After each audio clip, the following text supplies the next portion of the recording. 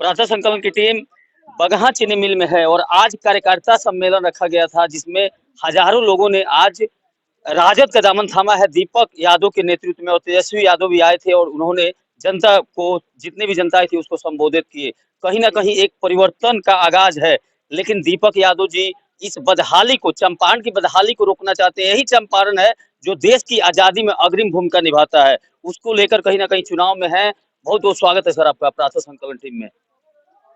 तो सर आज जो यह मिलन समारोह रखा गया था, इसमें आपके नेतृत्व में हमने देखा कि हजारों लोगों ने दूसरे पार्टियों से छोड़ के राजद का दामन थामा। तो ये दीपक यादव के किस प्रभाव का कारण लगता दीपक यादव का कोई प्रभाव नहीं है। जी।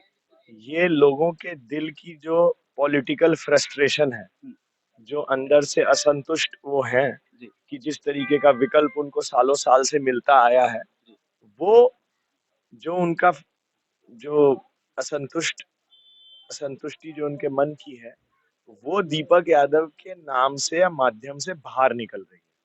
और उस चीज को लोग ये देखना चाहते हैं कि उनके मन की इच्छा के अनुसार कुछ ऐसा नया हो जिससे उनको पुराने समय में जो भी धोखेबाजियां मिलती रही हैं नेताओं द्वारा, वो किसी ना किसी तरीके के स्तर पे कम हो या हटे।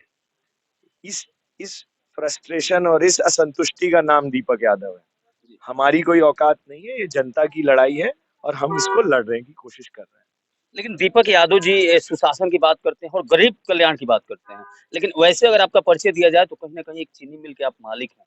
तो दीपक यादव को गरीब के कल्याण के लिए और सुशासन के लिए क्या प्लान पहले तो आप जो सवाल पूछ रहे हैं, है? उस चीज को पहले आप समझ लीजिए, पूछना क्या चाहते हैं। आपने ये कहा कि चीनी मिल के मालिक हैं, तो इसमें क्या खराबी है? नहीं, कोई हैं? खराबी नहीं है सर। आपको एक बैटरी चोर या चोर डकैत आपका सांसद बन जाए, तो वो आपको बड़ा पसंद आता है? हैं? नहीं और नहीं नहीं, एक सेकेंड, चीनी मिल के मालिक से क्या दिक्कत है आपको? अपनी मेहनत से कमा रहे हैं। गरीबों को लेकर एक क्या प्लान मिनट, अपनी मेहनत से कमा रहे हैं, महीने में 7 करोड़ रुपए टैक्स जमा करते हैं। उसके बाद अगर हम जनता की सेवा कर रहे हैं तो इसमें आपको क्या परेशानी है? नहीं तो पहले सवाल को ठीक कर। नहीं नहीं, मैं आप ही की बात नहीं कर रहा। बहुत सारे बोलते हैं चीनी मिल मालिक है, चीनी मिल मालिक, तो क्या हो गया? ये तो खुशी की बात है कि आपको जो रिप्रेजेंटेटिव मिल रहा है वो ना तो अनुकंपा से है, ना कोई क्रिमिनल केस है उसके ऊपर, ना कोई वो उल्टा सीधा काम करता है, अपनी मेहनत से काम कर रहा है। लाखों किसान हमसे जुड़े हैं, उनका भी घर चल रहा है, और फिर भी उसके पास अगर कुछ बचता है तो समाज सेवा में लगाता है। ये खराबी बात है? बताइए, आप सब बताइए, खराब बात है अच्छी बात? तो ये सवाल आज के बाद मैं बता दूं कि पूछना सारा मीडिया बंद कर दे, क्योंकि हम वो चीज है जिसपे आप सवाल उल्टा सीधा नहीं पूछ पाएंगे। ये बात बोलना बंद कर दिए, चीनी मिल मालिक है, चीनी मिल मालिक है, इसका मतलब बहुत अच्छी बात है कि जो लोग अपने ऊपर आत्मनिर्भर हैं, वो लोग अगर समाज सेवा में आते हैं तो आपके साथ धोखा नहीं करेंगे। वो राजनीति में कमीशन खाना, पीसी खाना और चोरी करने के लिए नहीं आएंगे। उनको वाकई में समाज में इज्जत चाहिए, प्रतिष्ठा चाहिए, और लोगों का काम करेंगे तभी प्रतिष्ठा मिलेगी। यही फंडा है। तो ये सवालों का जो ट्विस्ट और खेल है, इसको बंद कर दिया जाए। कहीं ना कहीं सर चंपारण के लोगों लोगों की बदहाली बदहाली बदहाली और पलायन का क्या कारण है? दीपक यादव एकमात्र कारण क्या मानते दीपक यादव से बड़ा एग्जाम्पल पलायन के लिए कौन है?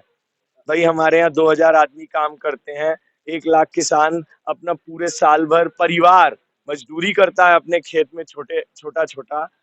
वो कहाँ जाएगा? वो तो नहीं जाता है, वो अपने खेत में काम कर रहा है। जब यहाँ क्राइम था, जब कोई काम नहीं था, तो आदमी क्या करेगा? क्राइम यहाँ एक बिजनेस होता था, इसको मिन्नी चंबल कहते थे।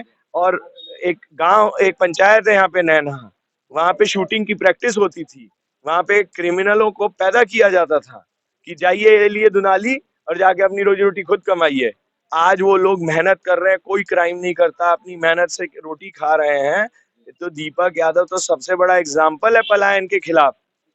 तो एग्जाम्पल क्या चाहिए? जब मौका मिलेगा, जनता का आशीर्वाद मिलेगा, तो जाके सांसद में और जहां जहां भी प्लेटफॉर्म मिलेगा वहां जाके आपकी बात रखेंगे कि इंडस्ट्री सिर्फ कर्नाटका या गुजरात या तमिलनाडु में नहीं लगनी चाहिए, ये इंडस्ट्री बिहार में लगनी चाहिए।